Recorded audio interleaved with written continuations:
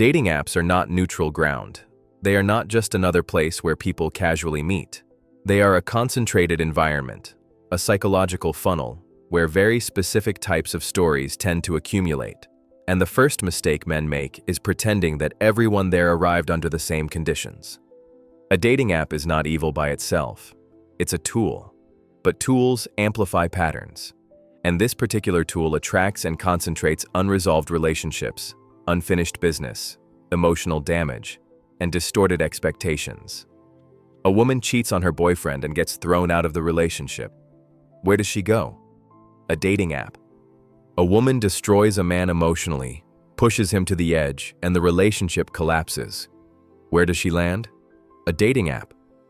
A long marriage ends in bitterness, resentment, and exhaustion.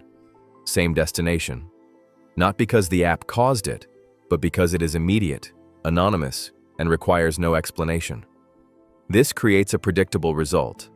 Spend enough time there and you'll notice that a large percentage of profiles belong to women carrying psychological baggage, trauma that was never processed, anger that was never resolved, expectations that were inflated by past mistakes. Sometimes it's a woman who rotates men every few weeks. Sometimes it's someone drowning in victimhood. Sometimes it's someone who wants everything while offering nothing. That's why dating apps often feel like a dump. Just like a city directs waste into treatment facilities, unstable relationship dynamics often flow into online dating.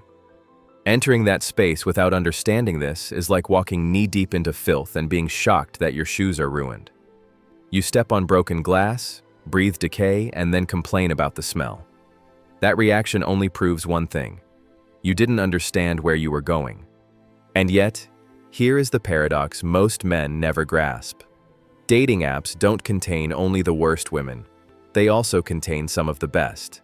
And this contradiction confuses people who think in simple categories. The worst are easy to explain. They resemble a damaged car passed from owner to owner, accumulating defects, never fully repaired, just repainted and resold. Long histories, short relationships, identical endings. The pattern repeats, and instead of stopping to fix the engine, they keep changing drivers. But the best women often arrive there by accident. These are usually modest women, introverted, not obsessed with nightlife, not surrounded by male friends, not posting half-naked photos online, not addicted to validation. They don't go to clubs. They don't hang out in bars. They don't collect followers by undressing on social media. And because of that, they have nowhere to meet men. Their life consists of work, home, routines, and a small social circle. At some point they think, fine, I'll try this stupid app. Maybe I'll get lucky. And suddenly they find themselves inside chaos, wondering how they ended up there.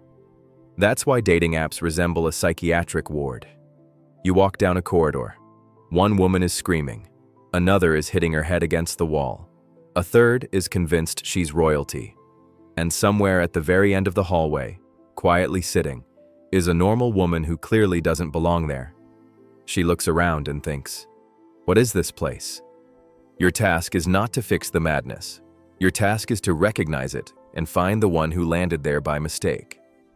Many men believe dating apps destroy male self-esteem. They don't. Wrong expectations do. If you enter online dating hoping for warmth, gratitude, and fairness, you will suffer. If you enter it with cold clarity, you remain intact. The correct mindset is simple. When you start a conversation with any woman there, your first thought should not be hope.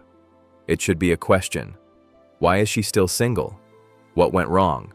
What pattern repeats here? Men meet women in real life every day. If she's here, there is a reason. That reason may be harmless, or it may be fundamental. Your job is to find out which one it is. Every profile must be unpacked, diagnosed, not emotionally, but logically.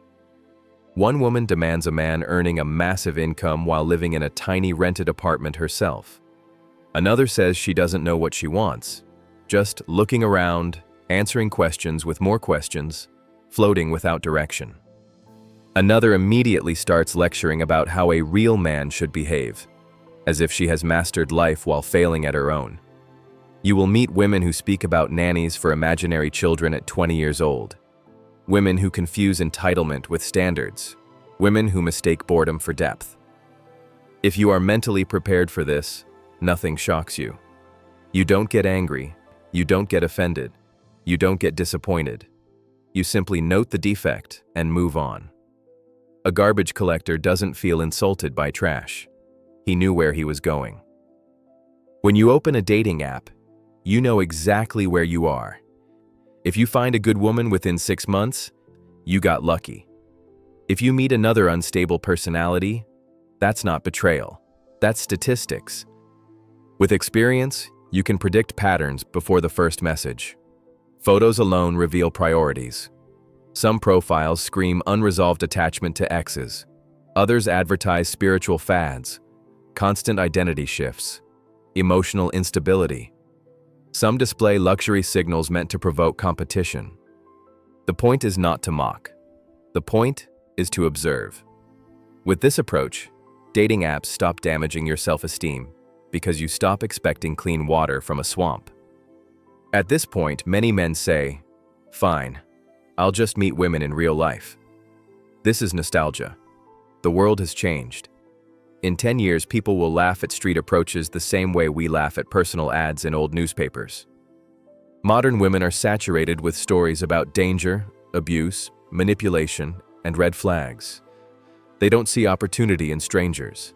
They see threat. Each year, spontaneous real-life approaches work worse, not better. So where exactly is a man supposed to meet women? At work, where there are 3 single women, 2 of them much older? In clubs and bars, where alcohol filters nothing? At the gym, where he quickly becomes that guy everyone avoids? Rejecting online dating entirely is like deleting all messaging apps and deciding to communicate by handwritten letters. Online dating has one brutal advantage: scale. You speak to multiple women at once. You compare. You filter. You choose. In real life, you place everything on one bet, and that bet may be terrible. Criticizing online dating without offering a realistic alternative is intellectual laziness. Another illusion men cling to is that normal women don't use dating apps. They do. They just don't stay there long. Unstable women remain for years and become legends. Normal women register, meet someone decent within days or weeks, and disappear. That's why the environment looks distorted. It's survivorship bias, like entering a hospital and being shocked that everyone is sick. Smart men don't complain about the quality of women online. They monitor new profiles. They move quickly. They understand timing. Street dating also creates illusions. A modest woman approached unexpectedly often freezes, blushes, or escapes. Later, she regrets it. An unstable woman gives her number easily because she has no internal brakes. That's why the easier a woman is during a street approach, the higher the chance she's chasing stimulation, not connection. Scammers exist online. That's reality. But fear of them is exaggerated. Scammers are impatient. They rush. They reveal themselves quickly.